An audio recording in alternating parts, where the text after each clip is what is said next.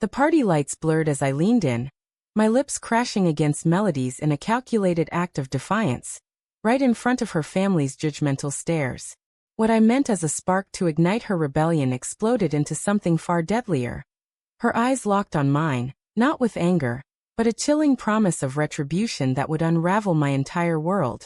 Now, months later, as I sit alone in my cramped New York apartment, her voice echoes in my mind, teaching me that some provocations come with lessons etched in permanent scars. I never planned to fall into this mess. It started innocently enough, or so I told myself. Melody Harrington, the heiress to a pharmaceutical empire, confined to a wheelchair since a childhood accident, was everything I wasn't: privileged, polished, and perpetually under the thumb of her conservative parents. Me?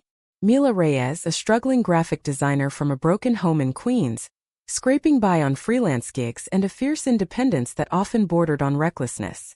We met at a charity gala her family hosted, where I was hired to create promotional art. From the first glance there was an electric pull, but I dismissed it as curiosity. She was engaged to some bland corporate type her parents approved of, a man who saw her as a trophy rather than a person. I saw the fire in her, trapped behind those manicured smiles, and something in me wanted to set it free. That kiss wasn't born from love. It was a weapon. Her parents had cornered me earlier that evening, mistaking my casual conversation with Melody for something inappropriate. "Girls like you don't belong here," her mother hissed, her diamond earrings glinting like accusations. Fury boiled inside me. Girls like me? What, poor? Latina? Openly queer? I spotted Melody across the room, her wheelchair positioned like a throne she didn't want, her fiancé droning on about stocks. In that moment, I decided to shatter the facade. I marched over, grabbed her hand, and pulled her into that kiss. The room gasped. Her fiancé sputtered. But Melody? She froze, then pulled back with a composure that unnerved me. "What have you done?" she whispered, her voice a mix of shock and something darker. The aftermath hit like a storm. Paparazzi swarmed the event, headlines screaming about the scandalous kiss that outed Melody in the most public way. Her family disowned her on the spot, cutting off her trust fund and evicting her from their Manhattan penthouse. I thought I'd liberated her. But as I watched her pack her bags that night, tears streaming down her face, doubt crept in. "You think this helps?" she said, her hands trembling on the wheelchair's rims. "You've just made me a target." I offered her my couch, insisting it was temporary. What I didn't admit was the guilt gnawing at me. Had I acted out of heroism or selfishness? Deep down I knew. I wanted her to see me, to choose chaos over conformity, even if it meant dragging her down with me. Living together amplified everything. Melody's disability wasn't just physical. It was a constant reminder of her vulnerability, in a world that already marginalized her. She navigated the city with a quiet determination, but I saw the exhaustion in her eyes after dealing with inaccessible subways or pitying stares. "People look at me like I'm broken," she confessed one night over takeout pizza. "And now, thanks to you, they think I'm deviant too." Her words stung, forcing me to confront my own internalized biases. I'd grown up in a neighborhood where being gay was whispered about, where my first crush on a girl led to my mother's silent disapproval. But I pushed through, coming out loud and proud in college. Melody's family, though old money, religious, unyielding. Her father, a senator, publicly denounced her, calling the kiss a momentary lapse influenced by unsavory elements. Unsavory? That was me. As weeks turned to months, our arguments escalated. I pushed her to fight back, to sue for her inheritance or go public with her story. "Stand up for yourself," I'd yell, immediately regretting the phrase. She'd wheel away, locking herself in the bathroom, and I'd pace the living room, my mind racing. Why did I care so much? Was it because her pain mirrored mine, or because that kiss had awakened feelings I wasn't ready for? One evening, after a particularly brutal fight, she emerged with red eyes. "You kissed me to provoke me, Mila. But did you ever think about what I wanted?" Her question hung in the air, heavy with unspoken truths. I wanted to say I did it for her, but the lie stuck in my throat. Truth was, it was for me, to prove I could disrupt the status quo, to feel powerful in a world that often made me feel small. Society's backlash was relentless. Online trolls flooded my social media, calling me a homewrecker, A predator exploiting a disabled woman. Melody's former friends ghosted her, whispering about how she'd chosen this path. Her fiancé, jilted and humiliated, spread rumors that she'd been secretly gay all along, painting her as deceitful. The pressure mounted and I watched her withdraw, her once vibrant spirit dimming. Yet in quiet moments there were glimpses of connection. Her hand brushing mine while watching TV, shared laughter over bad coffee. I told myself it was platonic, but my heart knew better. The internal conflict tore at me. Was pursuing this worth the damage? Or was backing away another form of betrayal? One day, Melody received a call from her estranged brother, offering an olive branch if she'd repent and marry someone appropriate. She hung up, but I saw the temptation in her eyes, the security, the normalcy she'd lost. "What if I go back?" she murmured. Panic surged through me. "You can't," I insisted. "That's not you." But who was I to decide? That night, alone in bed, I wrestled with my conscience. I'd started this fire. Now it was consuming us both. The cost was mounting, and I wondered if redemption was even possible. The tension in our apartment thickened like fog over the Hudson. Melody's indecision about her family's offer lingered, a shadow that followed every conversation. I caught her staring at old photos on her phone, her fingers tracing the outlines of a life she'd left behind. "It's not just the money," she admitted one afternoon, as rain pattered against the window. "It's belonging somewhere." Her words pierced me.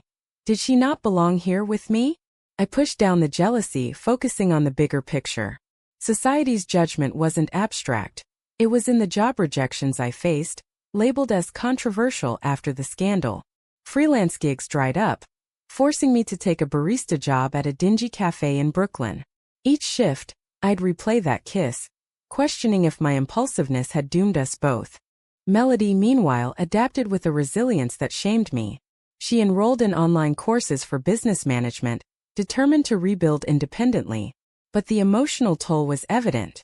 "Every time I go out, I feel eyes on me, not just for the chair, but for who I am now," she said during a late-night talk. I wanted to shield her, but how? My own family, distant as they were, added fuel. My mother called, her voice laced with concern. "Mila, this girl. She's trouble. And you getting involved in all this drama." I hung up, anger bubbling. Trouble? Melody was the victim here, collateral in my war against conformity. Yet doubt whispered. Maybe Mom was right. Maybe I was the trouble. A turning point came at a support group for LGBTQ+ individuals with disabilities. I convinced Melody to go, hoping it'd empower her. There, amid stories of rejection and triumph, she opened up about the kiss. "It forced me to face what I'd buried," she shared, her voice steady. The group nodded empathetically, but one woman pulled me aside afterward. "Be careful," she warned. "Provocation isn't love, it's control." Her words haunted me. Was that what I'd done, controlled Melody's coming out to fit my narrative? That night back home I confronted her. "Did I steal your choice?" I asked, my voice cracking. She looked at me, eyes soft yet piercing. "You did. But maybe I needed the push." Ambiguity hung between us, a fragile bridge over the chasm of our mistakes. As feelings deepened, so did the conflicts. I found myself drawn to her in ways I couldn't ignore. Her laugh, her intellect, the way she challenged my views. One evening after a shared dinner, our hands lingered too long. "This is complicated," she whispered. I nodded, but inside turmoil raged. Pursuing romance meant acknowledging I'd hurt her first. Society's lens amplified it. An able-bodied woman with a disabled one post-scandal. Were we genuine or just a tabloid story? Melody's internal struggle mirrored mine. "My parents raised me to believe this is wrong," she confessed. "Part of me still does." Her admission sparked an argument. "Then fight it," I urged. But she wheeled away, leaving me to stew in my hypocrisy. Who was I to demand she overcome decades of conditioning when I battled my own demons? Betrayal struck unexpectedly. I discovered Melody had secretly met with her family's lawyer, discussing reconciliation terms.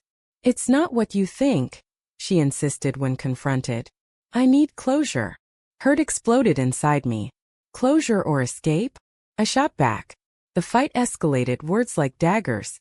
"You started this, Mila. You kissed me without asking." Her accusation landed hard, forcing me to face the truth. I'd acted unilaterally, disregarding her agency. In the silence that followed, I realized the depth of my error. That kiss wasn't liberation, it was imposition. The price? Our budding trust fracturing under the weight. Rebuilding was arduous. We tiptoed around each other, conversations laced with caution. I took on extra shifts, giving her space, but solitude amplified my regrets. Why had I been so reckless? My past surfaced, abandoned by my father young. I'd learned to strike first. But with Melody, that defense became offense. She too reflected. The accident took my legs, but family took my voice, she said one day. Until you. Her words offered hope, but skepticism lingered. Society's pressure intensified. A conservative blog targeted us, calling our relationship a moral decay. Friends distanced themselves, fearing association. Isolation bound us closer, yet the moral quandaries grew. Was staying together defiance or delusion? A pivotal decision loomed when Melody's father invited her to a family dinner, hinting at reinstatement if she denounced the incident. Come with me, she pleaded.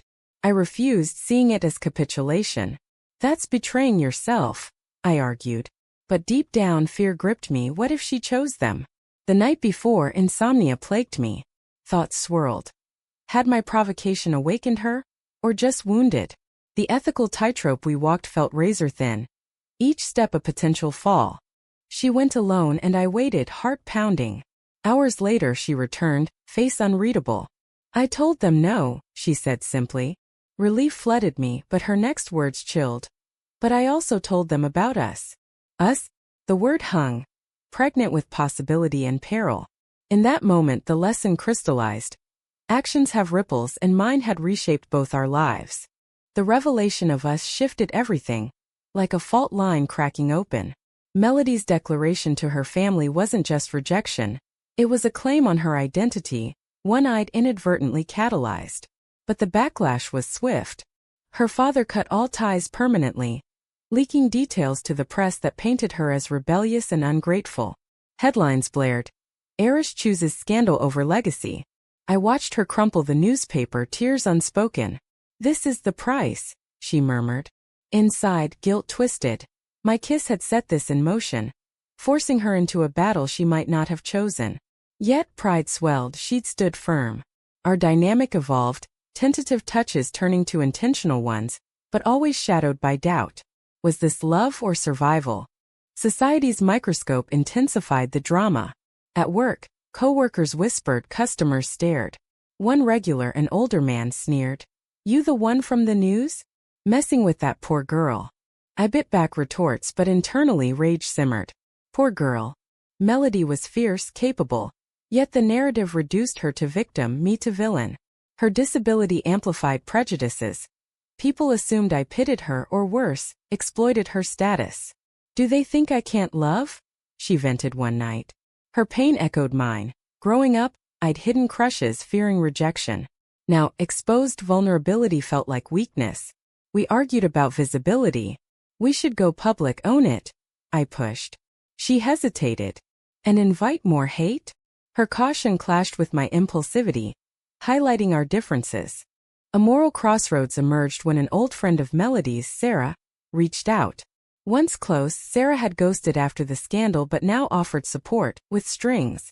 Come back to the fold, she urged Melody over coffee. Your family misses you. This phase. It can end.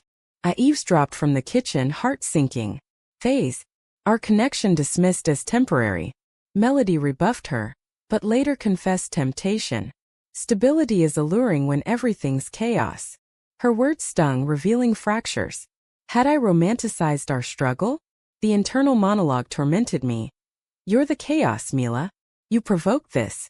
But backing out now would be abandonment, another betrayal. Tensions peaked at a pride event we attended, seeking community. Amid rainbow flags we held hands, a small act of defiance. But a confrontation erupted. Melody's ex-fiancé appeared, drunk and accusatory. You stole her from me, he bellowed, drawing a crowd. Security intervened, but the damage was done. Online videos circulated, twisting the narrative. Predatory lesbian preys on vulnerable heiress. The labels cut deep, forcing self-examination.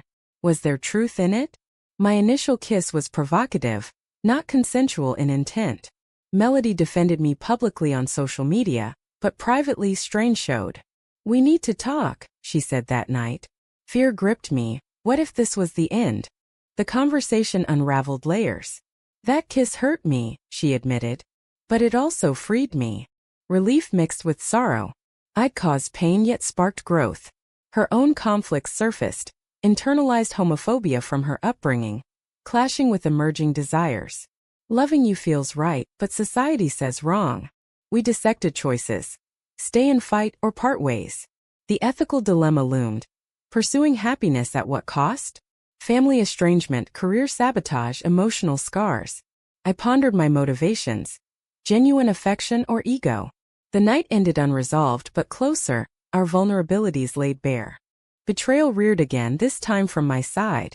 Overwhelmed, I confided in a coworker, venting frustrations. Unbeknownst, she leaked it to a gossip site. Mila regrets the kiss, calls it a mistake. Melody read it, devastation in her eyes. "Is that how you feel?" she demanded. I denied, but damage was done. Trust shattered, she withdrew, sleeping on the couch. Alone, I confronted my sabotage, fear of commitment disguised as doubt. Why destroy what I wanted? Roots in abandonment, perhaps. Reconciliation required humility. "I'm sorry," I whispered days later. "I was scared." She nodded, but wariness remained. The lesson deepened. Actions echo and repair demands sacrifice. As we mended, external pressures mounted. Melody's health insurance lapsed without family support, exacerbating her medical needs. I juggled bills, resentment brewing. This isn't fair, I thought. But fairness was illusion. Life demanded choices. She applied for jobs, facing discrimination, employers hesitant about her wheelchair, or the scandal. One interview ended abruptly when recognized. "We can't afford the drama." Her defeat crushed me. In response, I organized a fundraiser rallying queer allies. Success brought funds but also exposure. Protests outside our building, hate mail. The toll. Sleepless nights, paranoia. Yet, in adversity, bonds strengthened. "We're in this," she affirmed. A climactic confrontation loomed with her mother, who appeared unannounced. "Come home," she pleaded. "This life. It's destroying you." Melody wavered, the pull of blood strong. I watched, silent, heartbreaking. Would she choose safety over us? The decision hung, a precipice of loss and gain. Melody's mother stood in our doorway, her designer coat dripping rain. Eyes pleading yet judgmental. "Darling, this isn't you. The wheelchair is challenge enough. Don't add this. Choice." The word choice dripped with disdain, igniting my fury. But Melody spoke first. "It is me, Mom. And Mila. She's part of that." Her voice trembled but held firm. The rejection was final. Her mother left in tears, vowing no return. Victory felt hollow. Did I just lose her forever? Melody whispered. I held her but internally questioned.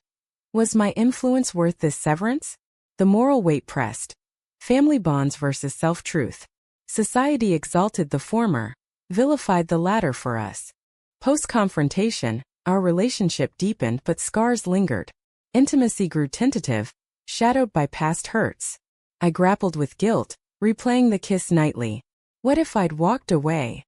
But hypotheticals offered no solace. Melody's awakening brought joy yet pain. She volunteered at LGBTQ+ centers, empowering others, her story inspiring. You gave me that, she said gratefully. But I wondered, gift or curse? External validation came via a podcast interview, where we shared our journey. Listeners praised resilience, but trolls attacked, faking it for attention. The noise amplified internal doubts. Was our love authentic, or forged in fire? A new betrayal emerged from unexpected quarters. My estranged father contacted me, feigning support. Proud of you for being out, he messaged. Skeptical, I met him seeking closure. But he revealed ulterior motives, using my fame for his failing business. Endorse me, it'll help. Disgust surged. I cut ties, but the encounter unearthed buried resentments. Like father, like daughter, self-serving. I thought bitterly. Confiding in Melody, she listened, then challenged. Break the cycle. Her insight forced reflection. My provocation stemmed from similar impulses. To change, I needed accountability. Drama escalated when Melody's brother, siding with family, sued for her share of inheritance, claiming undue influence. Court dates loomed, dredging up the kiss as evidence. Ms. Reyes manipulated her, the lawyer argued, testifying I faced scrutiny. Why the kiss? The judge asked. To provoke, I admitted, shame-burning. Melody defended. It was my awakening. The case dragged, draining resources. Stress manifested physically. Her migraines worsened, my anxiety spiked. Is this worth it? I pondered during sleepless nights. The ethical quandary sharpened. Fight for justice or settle for peace? We chose fight, but at what personal cost? Amid turmoil, moments of clarity emerged. A quiet evening, sharing dreams. Hers of independence, mine of stability. Together, we agreed. But society pushed back. A conservative rally targeted us, chanting slurs. Police escorted us home, fear etching deeper. Isolation bred paranoia. Who to trust? Friends dwindled, loyalties tested. One, a mutual acquaintance, sold our story to tabloids for cash. Eris's lover regrets all. The headline twisted my words. Confronted, she apologized, but trust evaporated. Everyone has a price, Melody sighed. Her cynicism mirrored my growing one. The lesson: vulnerability invites exploitation. Rebuilding required radical choices. I quit my job, starting a design firm focused on inclusive art. Melody joined, her business acumen shining. Success trickled, but fulfillment grew. Yet, moral conflicts persisted. A client, homophobic yet lucrative, tempted us. Take it, we need money, I urged. She refused. Integrity over survival? Her stance challenged my pragmatism. Debating, we compromised, but tension simmered. Internally, I wrestled. Compromise principles for security? The answer eluded, but her influence steered me toward ethics. High stakes culminated in the lawsuit's climax. Evidence mounted against us. Family portraying Melody as coerced. On stand, she broke down. I love her, she declared. The courtroom hushed. Victory came. Judge ruled in our favor, citing autonomy. Elation surged, but exhaustion followed. We won but lost so much, she reflected. True, the battle scarred, relationships irreparable. My initial act's repercussions fully realized. A kiss that toppled empires, personal and familial. As dust settled, we navigated normalcy. Dates in parks, wheelchair-accessible paths symbolizing adaptation. But shadows lingered, society's acceptance conditional, our peace fragile. I pondered the journey's worth. Pain for growth? The answer bittersweet. With the lawsuit behind us, a fragile peace settled. But the echoes of conflict reverberated. Melody and I moved to a more accessible apartment in Seattle, seeking a fresh start away from New York's glare. The cross-country drive was cathartic, conversations delving into wounds. That kiss. It was reckless, I admitted, gripping the wheel. She nodded. But necessary. Her forgiveness felt unearned, spurring deeper self-examination. Had I learned? Impulsivity tempered, but old habits died hard. Society's evolution lagged.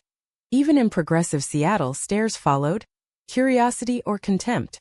We built routines, but vigilance remained. New challenges arose. Melody pursued therapy, unpacking family trauma and identity. I was raised to marry, produce heirs, now what? Her sessions unearthed resentment toward me. You forced my hand. Hearing it secondhand hurt, but catalyzed my own counseling. Provocation masks fear, my therapist noted. True. I'd kissed to assert control, fearing rejection. Acknowledging this, apologies flowed. I stole your moment. She embraced me. We share it now. Healing was nonlinear. Arguments flaring over trivialities masking deeper fears. What if society wins? She'd ask. My reassurance. We define victory. Betrayal's final twist came from within our circle. A new friend, empathetic to our story, revealed as a journalist undercover. Her article exposed private details, therapy insights, financial struggles. Exposed the real cost of the scandalous kiss. Outrage consumed us. How much more? Melody cried. We sued for privacy invasion, winning a settlement, but trust eroded further. No one's safe, I thought. The experience solidified lessons. Discernment essential, vulnerability selective. Society's hunger for drama fed on our pain, questioning if visibility was empowerment or entrapment. Moral dilemmas peaked with an offer from a streaming service. A docuseries on our story. Lucrative, potentially impactful. Share to help others, Melody urged. I hesitated. Or exploit our trauma? Debating pros and cons clashed. Financial security versus emotional exposure. We declined, choosing privacy. Some stories are ours alone, she decided. The choice liberated, affirming agency. But internally doubt lingered. Selfish or self-care? The balance eluded, but prioritizing us felt right. As time passed, growth manifested. Melody launched a nonprofit for disabled queer youth, channeling pain into purpose. I designed its branding, our partnership thriving. Connections deepened, stolen glances, shared silences rich with understanding. Yet, society's undercurrents persisted. Family holidays alone, friends' weddings reminding of exclusion. Normal felt distant, but we forged our version. Reflections on the journey. That kiss, a catalyst of chaos and clarity. Costs tallied, estrangements, scars, but gains. Authenticity, love. One evening, watching the sunset from her wheelchair on our balcony, she turned. Would you change it? The question pierced.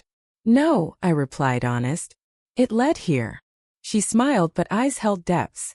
Our story, a tapestry of provocation, retribution, awakening. Lessons etched. Actions bear consequences, choices define us.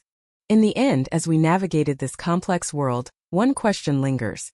Was the kiss a mistake that birthed redemption, or a rightful disruption of oppressive norms?